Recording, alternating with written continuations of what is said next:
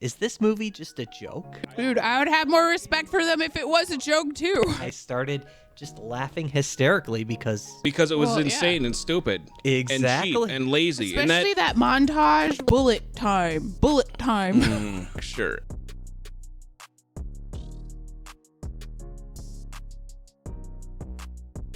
Ladies and gentlemen, welcome to another nail-biting episode of Mike Reviews. I'm your host, Mike Reardon. With me, as always, is my beautiful co-host, Kayla Jennings. Say hello. Hey, I'm Kayla, and I'm a runner. Oh, okay. All right. And with me is a longtime fan of the show, Jeff Wyatt. Say hello. How's it going? It's going well. I had some very, very upsetting sleep last night because I finished watching The Matrix Resurrections. And let me tell you, I hated it, and I cannot wait to unload on this giant pile of I originally was going to title this video, "If you liked it, you're wrong." You had second thoughts on that then? I mean, Brad brings up a good point. Everything is subjective, and there's some people that like Adam Sandler movies, and there's some people that like Vaseline on toast. It doesn't mean that they're wrong. I just don't like those things. I like things that don't suck. If you're watching this and you like The Matrix, that's fine. I'm going to tell you why I hated it. You don't have to agree with me, but you should leave a comment on what you liked, what you disliked, or maybe why I'm wrong. So can we back it up real quick? So Yeah, Adam Sandler, are we talking old Adam Sandler or new Adam Sandler? No, because like I think new Adam Sandler, that is a perfect analogy for this movie, right? So you have old Adam Sandler, the old Matrix. Poop again! He called the shit poop! And you've got now... Oh, yeah. I think Al Pacino wants to play Twister with your sister. Yeah, right? Actually, perfect. No, that actually launches right into the point I wanted to make. We can all agree that Billy Madison is like Adam Sandler's best work. Yeah? Happy Gilmore. I was going to say Billy Madison, Happy Gilmore is prime Adam Sandler, and after that it was all downhill. But he still makes a lot of money. And this leads us into my Perfect running segue, theory. Right? Yeah, my running theory of the Adam Sandler paradox. What? Why are we talking about Adam Sandler? Jesus Christ. Good point. Can we just go on to The Matrix? Adam Sandler paradox is something I've been. It's a thesis I've been working on for some years now. I think Adam Sandler is very aware of the low quality shit movies that he makes. He gets offers to make these shit movies, and as many of them as fast as he can. What would you do? You'd do the same thing. You'd say, okay, I'm gonna make a movie. I'm gonna have all my friends and family be a part of it.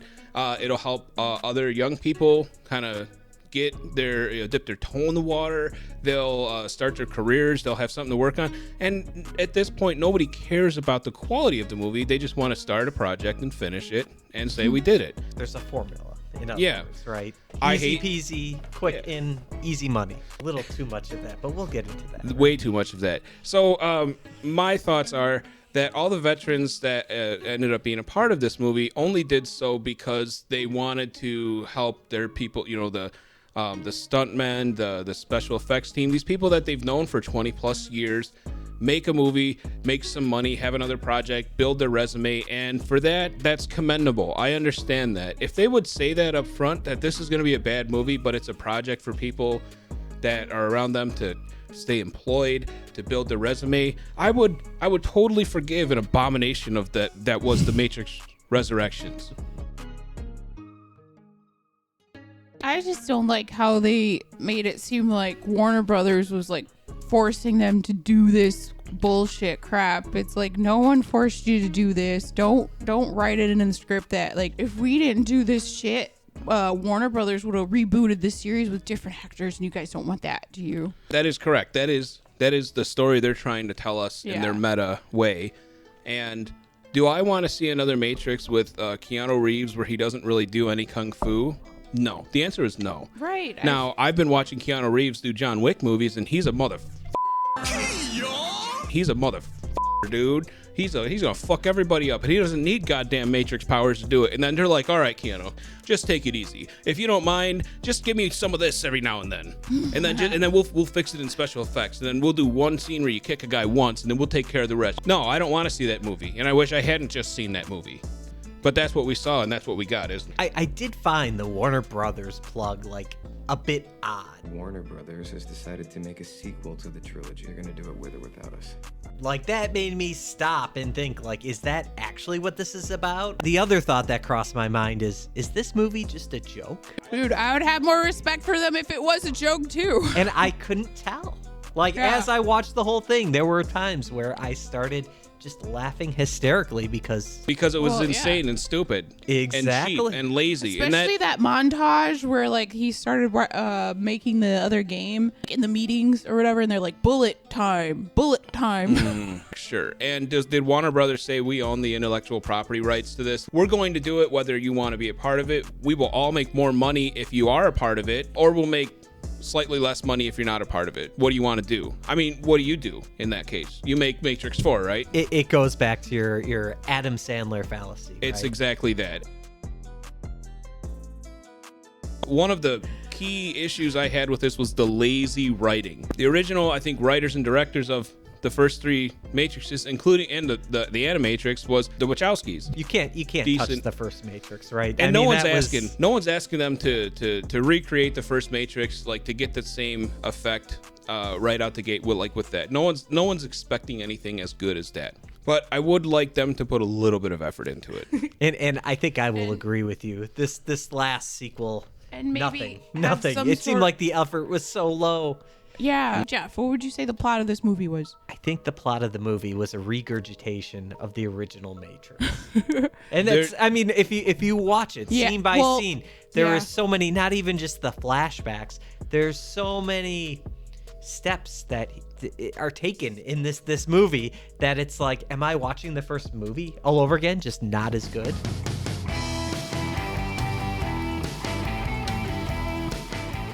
It was a reboot with new characters and also a remake at the same time, and they're going by the recipe that was set up from The Force Awakens. That's why I don't buy this whole like Warner Brothers is making us do this, because you feel like it's, you know, just rehashing, which would be considered a reboot. So it's like, let them do the reboot. Like, say you need the money or say you wanted the money. Like, don't say it's like, oh, they're making us do this. But then the question comes out from all the fans. They're like, well, do you really want a Matrix movie without the original characters? Well, I didn't see fucking Morpheus in there except as a rock.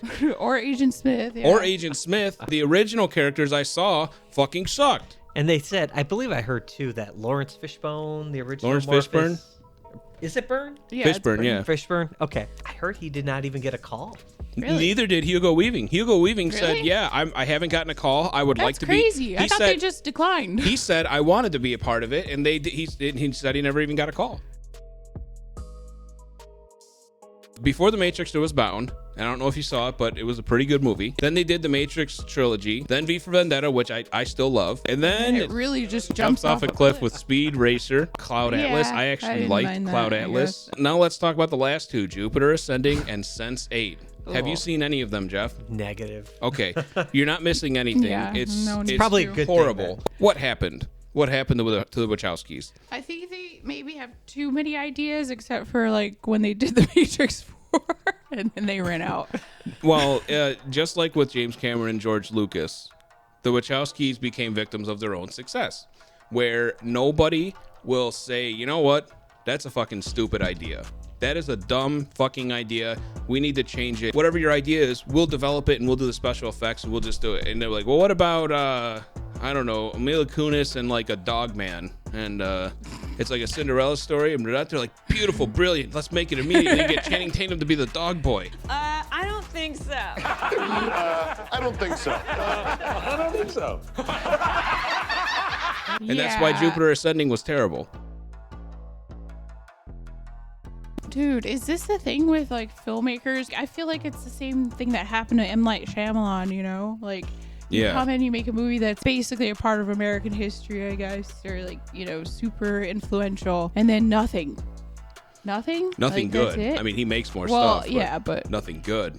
Some people have their niche, you know? That's just Yeah. how it goes. yeah. But do those movies make money is the question. And that's the question Warner Brothers is going to be asking. He's like, well, will anything branded with The Matrix make money? And the answer is absolutely yes, especially if you got Keanu Reeves, you got some of the original cast in there. It'll make money.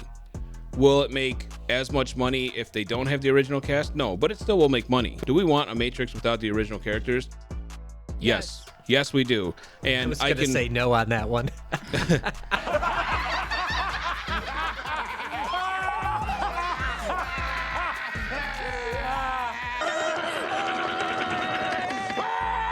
Well, I'm fine for a new idea or something new.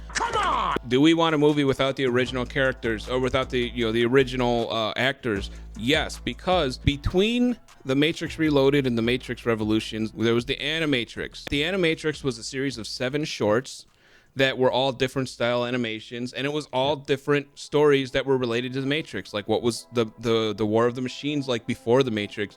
What about these other things when people first started waking up in the first place? And I thought that was awesome. And I thought the Animatrix was better than the 2 sequels.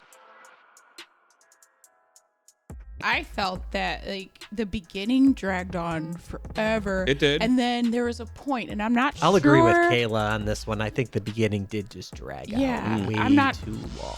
Right. I'm not sure. Like I felt it when I was watching it. I think like when we finished it, but like there's a moment where the pacing just like jump starts, and there's edit like back to back to back. I feel like we got to end this now.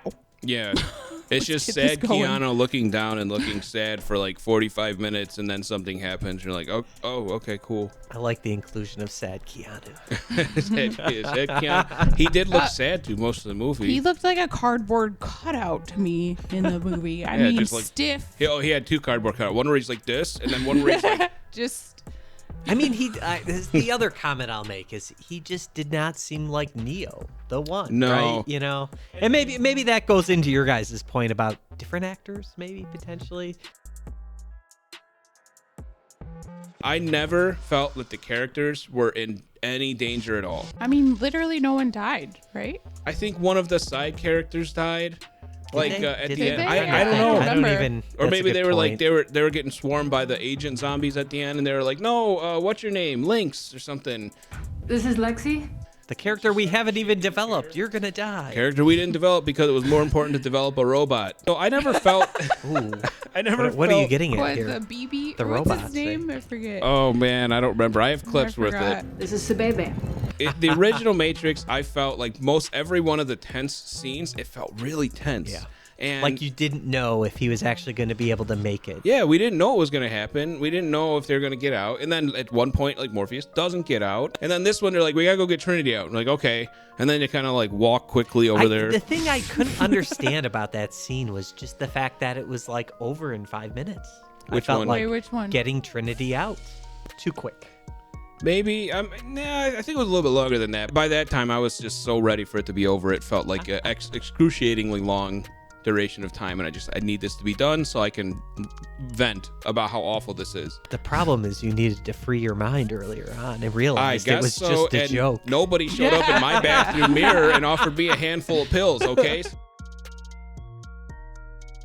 Most of the plot of this movie was written to be fan service. They wanted to put all of these clips in, and then they wrote the plot around that. They took the skeleton of The Force Awakens, and they said, we've got to have new characters, and at some point, like, 20 minutes in, we got to have a cameo from this thing. And instead of the Millennium Falcon being a cameo at a junkyard, like in The Force Awakens, they just put a clip of the fucking old movie in there.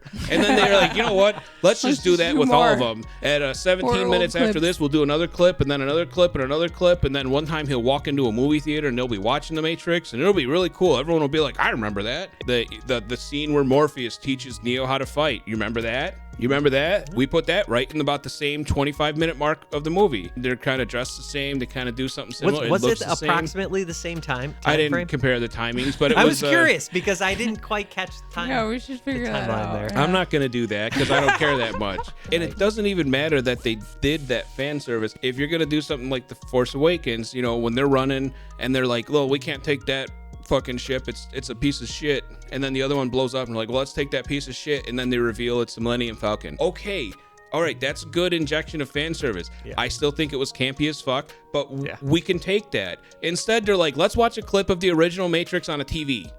right now. You remember that? It was I'm gonna too say the much same of line that, now. essentially. Way too way much too of much. that. Way And I too think much. we'd all agree on that. After the third time they did that, I just, every time it happened, I like held my head and I'm like, I hate this, I hate this, I hate this. I really wonder how much of the running time is just flashbacks. I mean, I know they were pretty short, but like there's so many. It's of not them. even limited to the flashbacks, though. Even the storyline itself, there's just so many similarities. It's like poetry, it rhymes. Yes. You know? You know, Yeah, that's I an get inside joke. Anakin, you know, kind of duplicating the Luke Skywalker role, but you see the echo of where it all is going to go. And instead of destroying the Death Star, he destroys the ship that controls the robots. Again, it's like poetry, so if they rhyme, hopefully it'll work. That's what George Lucas Yeah. often said when he would defend the prequels. I am glad I did not invest the money and go see it on the for big sure. screen. But that does make a difference. I feel like even before the pandemic, like when I watched something in the big screen, I had a different emotion than when I watched it at home. Well, I mean, even a big action-packed movie on the big screen is a lot better than watching it at home Yeah, on your for TV. sure. Though that being said, that's not what we had here.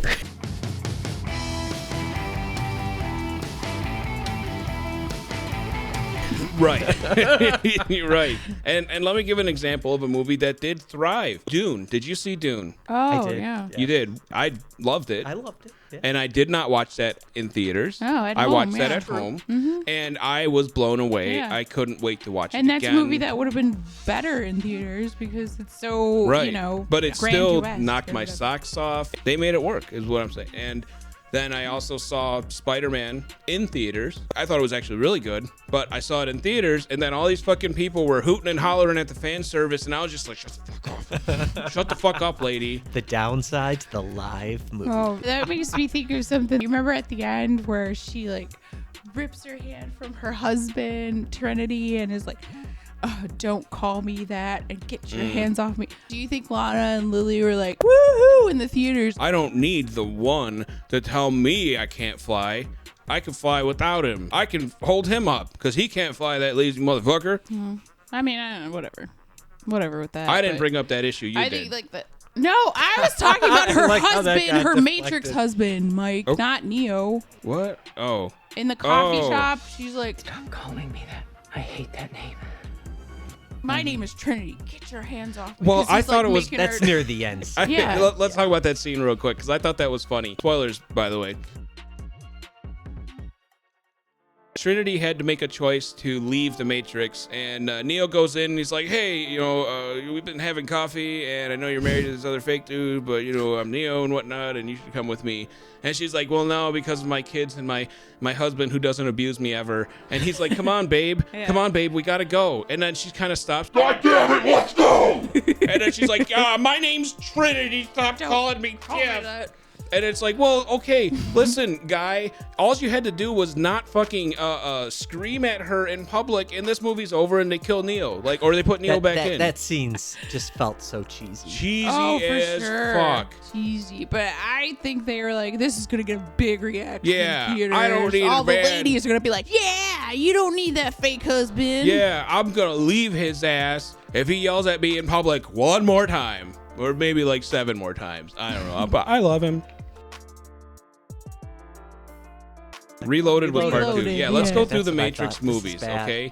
I was so long, and it's right in front of me too. March ironically, 31st, right? 1999. I was 14 years old, not even in high school yet. This is me, not quite 14. This is like 15 or 16-year-old Mike, big time Matrix fan. Now, I didn't really dress up in like the leather and stuff because to get leather outfits in my size is know a where bit this is going. costly. Yeah, you weren't like the crew that I remember walking down the hallways at school with school like, shooter and it was crew. like 3 The school well, shooter no, crew. it was like the girl. It was a group of girls. And I understand I don't who they want to were. see their names because I don't want to, you know. There but, was quite a few of them, and they were a bit younger. You're 2 years younger well, than me. they were in my grade. They yeah. were It's a different clique. Yeah, they all had sunglasses and trench coats. Yeah, we made watching The Matrix cool because we're cool dudes, Jeff.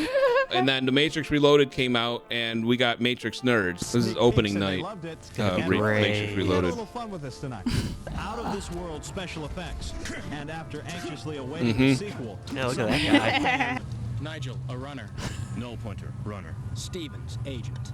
Simon, a runner. Freeman, 713. Who is I am a that sentinel.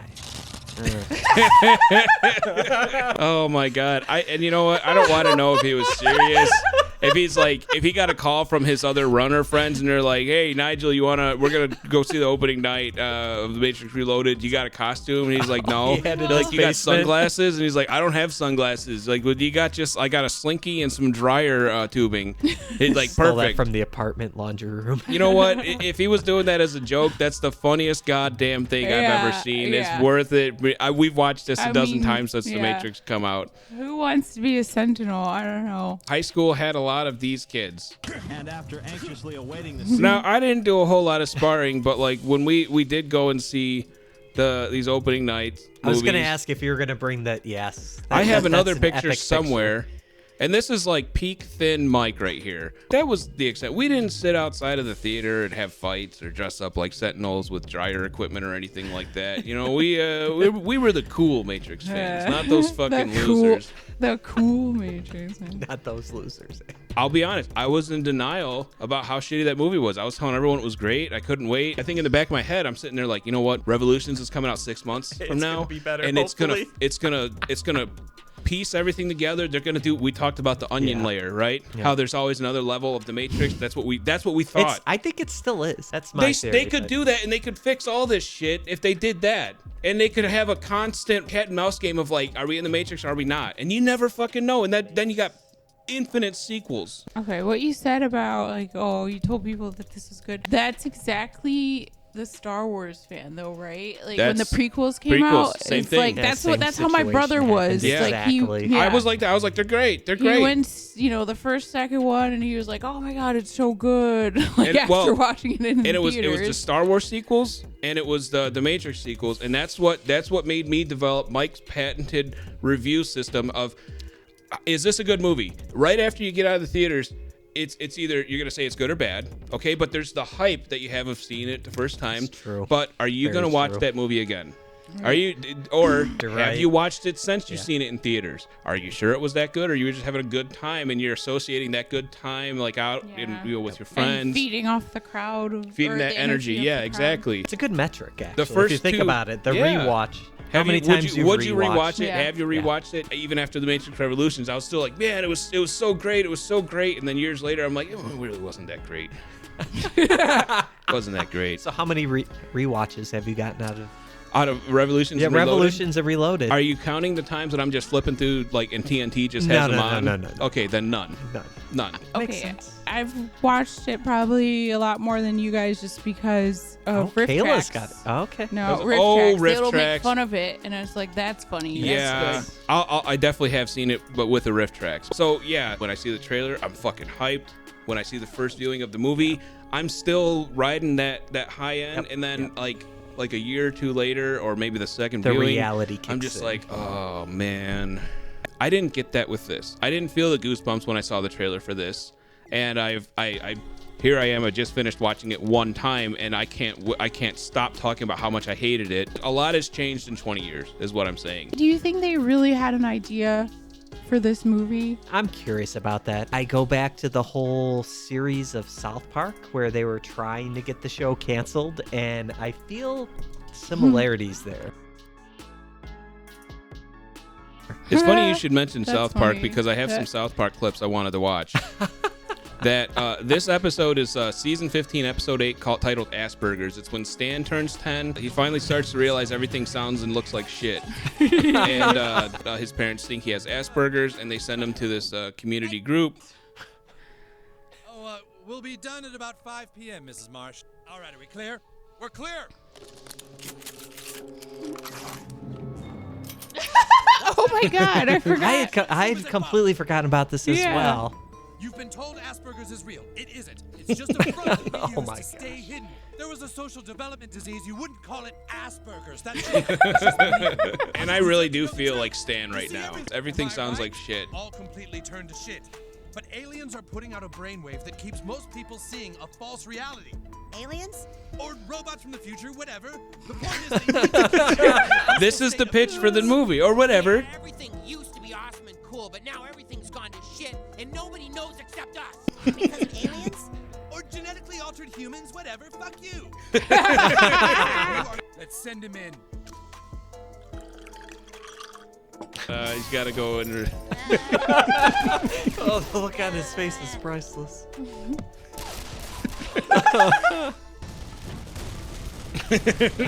You vampire sons of bitches!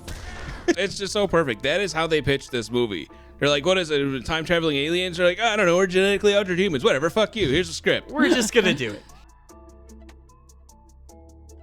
I think the problem is like with all these sequels is they don't do anything different. It's all the same characters and all the. They think that's what we want. We want to see like an old Harrison Ford try to do action. Wearing the same fucking outfit for 30 years. When was the last time you saw a sequel that was good? Spider-Man 2. Aliens. Alien and Aliens, okay. Usually like superhero movies, the first one isn't as good. Iron Man 2. Ugh. Iron Man 3, even worse somehow. Thor 1 and Thor 2 were equally as bad, but then Thor Ragnarok, the third one, was outstanding. Right, yeah. You know what? Because they changed the formula. They had something different. Do we want the same Thor movie 3 times in a row? No, we didn't even want it the first 2 times. What's going to make money is one of the main things I hated. And that's, hey, remember the Matrix? Hey, remember this part of the Matrix? Remember when Morpheus said this? I said it too now, because I'm the new Morpheus. And also I'm Smith. Why am I Morpheus and Smith? And I'm not even a real character. I'm not even a real person. That's right. At the beginning scene, Morpheus was Agent Smith. Yeah, when they that just clicked. Yeah. I You don't know, know when they did, hey, remember the Matrix? You remember the opening scene for the Matrix? We're going to do it again. Oh, but it's a little different. It's Morpheus and he's Smith. Like acids and bases, you're dangerous when mixed together.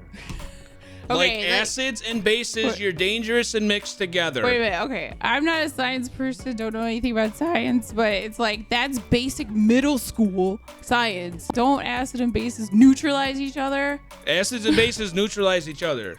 That's like not even 101 science. That's like pre-101 science. How do you write something like that? I think they're just talking opposites. They're combining though. Combining. You mix those two together and it's nothing. It's nothing. The other beef I had was with the robots. I like the idea of the robots. This is Sabebe. Sabebe. Please. That's Luminate. So they got these two robots, sentient life, and then this little Clippy type of thing, like a little bug robot. And I'm like, okay, certainly they're gonna have like a scene where they need the bug to like climb up something and go through a small hole or whatever, and then you're like, well, new Morpheus will do that. You know, we'll just get new Morpheus will do that. And it's fucking like it's obnoxious. There's no reason for that bug to be there except that it was gonna fist bump someone later. And like just why you got the bug there? Why do you need new Morpheus? Why do you need to just change out these characters with different actors and pretend like they're not even existing? Jeff, what do you think about that? Well, you know, it's just another one of those things that they just threw into the movie, you know, just to try to grab people's attention. I mean, you know, it's in the CGI budget. Just throw another one in there. Yeah, like an afterthought. We should do this stupid ass thing. Yeah, exactly. And get a fist bump with this fucking Clippy robot, sentient robot. This stupid little fucking thing. I thought that these are now the dogs of the show, of the movie, and I'm like, oh man, they're gonna have a scene where like they kill the dog. You know how like they do that whenever they introduce a dog in a movie? I know exactly where you're going with this. They're like, we got to kill this dog later so everyone feels sad. I mean, with how this movie went, you would have thought they would have at least done that. Yeah, and then it's lights dim, and everyone's like, baby, no, it was my only girlfriend. That would have been a plot twist. And that's a toy. It's a $16 toy. Brad had a good point. You know, he seemed to like it. He's like, yeah, it's not that great, but everyone's opinion is subjective. So yeah, I hated the movie, and I'm absolutely right. But like, if you liked it, that's fine. I mean, I don't like eating dog shit sandwiches, but there are people that like it. You know? Can you name a few? If you Google it, you'll find some. Hard no. Some people like Adam Sandler movies. Some people that we grew up with like Adam Sandler movies. Am I still friends with them? Absolutely not. It's not because of Adam Sandler movies. Maybe it's part of the bigger picture. If they like Adam Sandler movies, what other things are they supporting? There's probably more to unpack there. But it's not solely that they like Adam Sandler movies and I like good movies, you know? Would I recommend this movie to anybody? No, I would actively discourage somebody from watching it. But I know if somebody is a Matrix fan, as long as I've been a Matrix fan, which is the majority of my life, it doesn't matter what I say. They're going to see it, and that's fine. If they still like it because they like the nostalgia of liking the Matrix, and they're like, it's just more Matrix, just like why people still like Star Wars and why people like the new Ghostbusters. That is the one thing I got out of it, was just the nostalgia. But that's it. The movie is just nostalgia. Pretty much about it. It's like, you remember the Matrix? That's the movie. You remember this? You remember this scene? Remember when they did this? Yeah, we remember. Oh, and Trinity can fly now. Cool. But let's get girls singing it, and let's get a band with a girl with a lead singer that is on somebody's face on stage. I did not hear about that. Brass against frontwoman Sophia Urista once appeared on season 11 of The Voice. Now, we did have to blur out part of the video as it was rather graphic. What song is it? It's the end of the song, the ending of The Matrix. Oh, look at it, Jeff. Look at it. Oh, my God. He's getting on his face. Look at him. He just spit it out. Oh. I think I'm going to puke. Yeah, there's so much. That's going to wrap up this episode of Mike Reviews.